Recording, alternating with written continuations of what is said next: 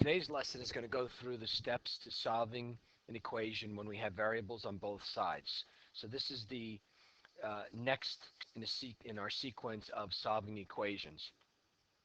And this is the last type of layered on scenario we're going to have. So what are the steps that we're going to use? And again, all of the steps may not be necessary. And sometimes some of these steps can be done in a different order and you still can get a correct answer. This is just the preferred way to do it, the preferred order to do it, so as to cut down on making mistakes. So, like we did yesterday, we used the distributive property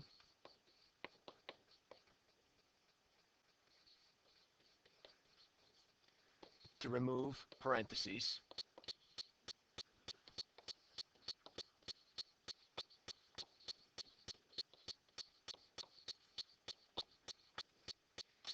Then we combine like terms.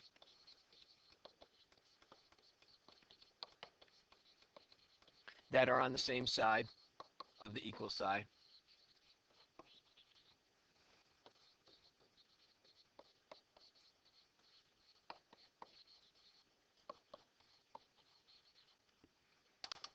Now, those two are the steps we did yesterday.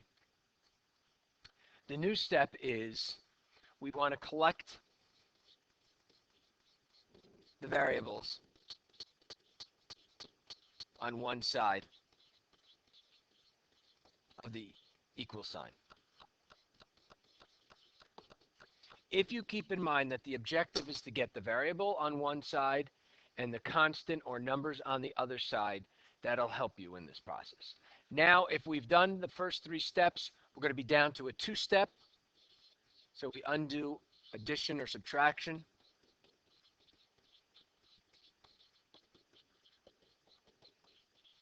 And then finally, we undo multiplication or division.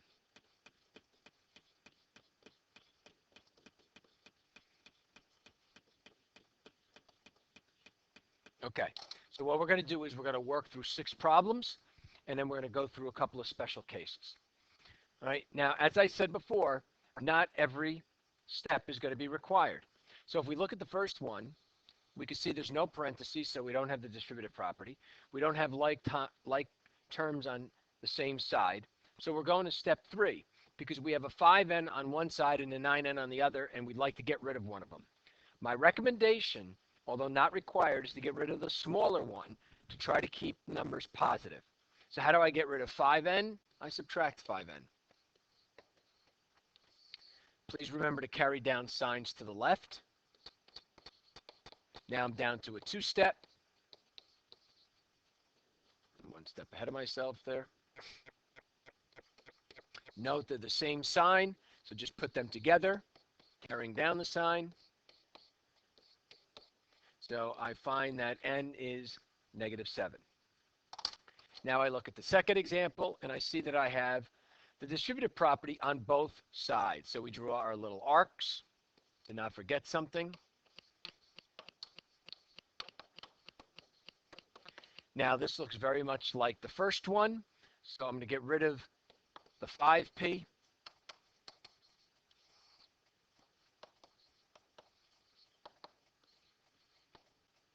Add the 30.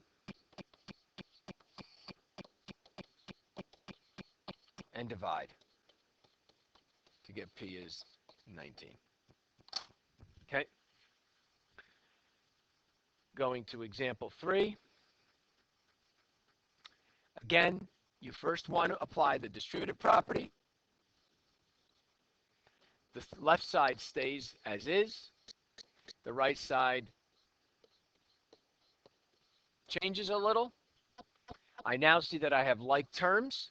Remember I said to put a box or circle or something around them.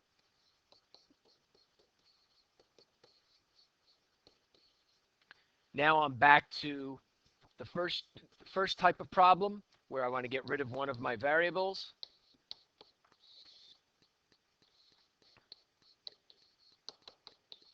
Please again remember signs to the left. I'm going to subtract 9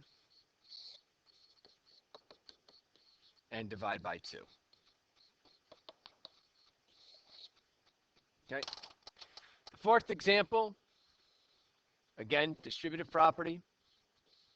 Don't forget to carry down the 1. Okay.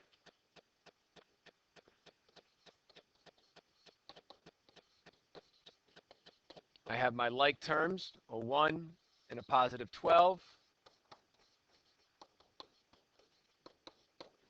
I want to get rid of one of the b's, so I'll get rid of the 2b.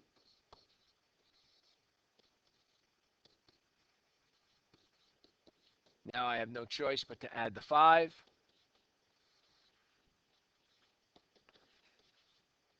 Divide by 3 to get b is 6.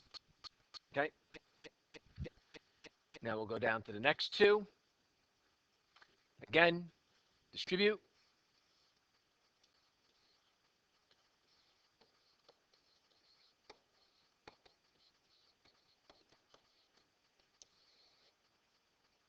Combine like terms.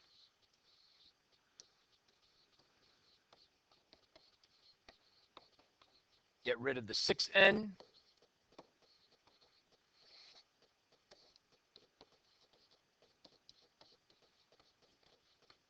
Get rid of the 5. And then divide by 4 to get negative 9 is equal to n. Okay?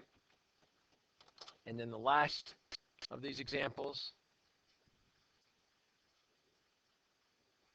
I'm going to distribute on the right side.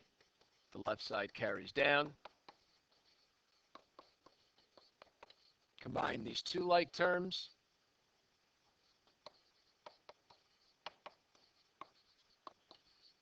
Get rid of the 3m.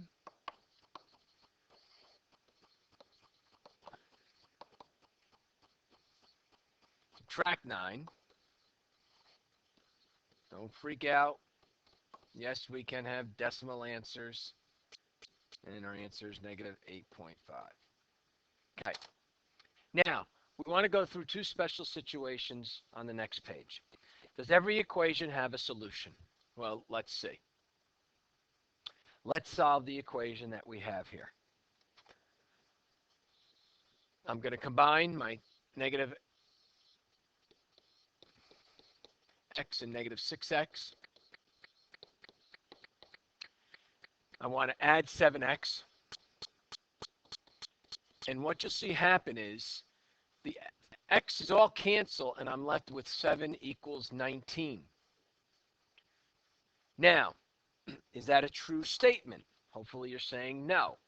So what that means is when the variables cancel out and the constants, meaning these numbers, are not equal, then we say there is no solution.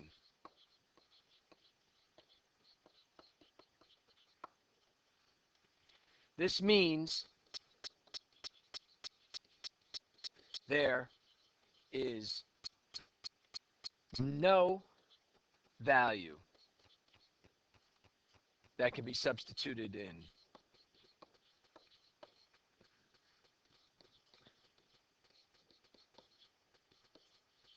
for the variable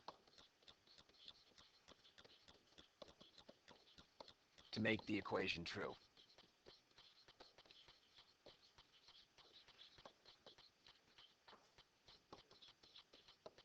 The words you should be familiar with is that they are inconsistent equations. So you need to be familiar with those words, inconsistent equation, because you might be given a multiple choice question and it'll say what's the solution, and one of the answers might be an inconsistent equation. If you're working a problem out and you write that there is no solution, that is also acceptable. All right. Now, can we have more than one answer? So let's solve the following. We're going to distribute,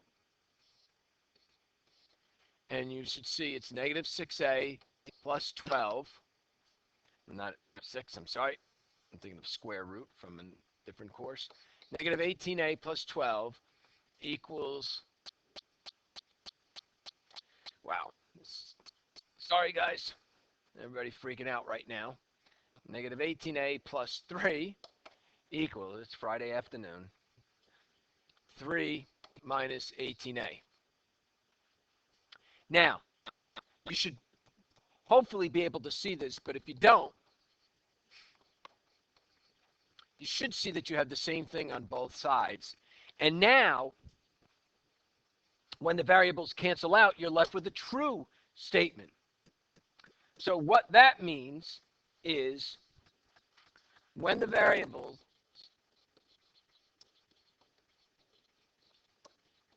cancel out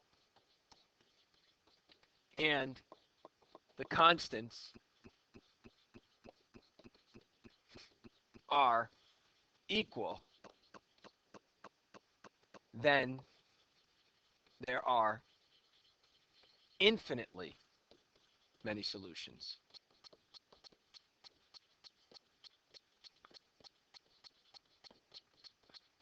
This means every real number is a solution. And the words you should be familiar with for this is that they are identity equations. Because you have the exact same thing on both sides of the equal sign. Negative 18a plus 3 is the same as 3 minus 18a. Okay? So today's lesson involved layering on to our solving equations to having variables on both sides and introduced you to the idea that not every equation has a solution and some equations have an infinite number of solutions.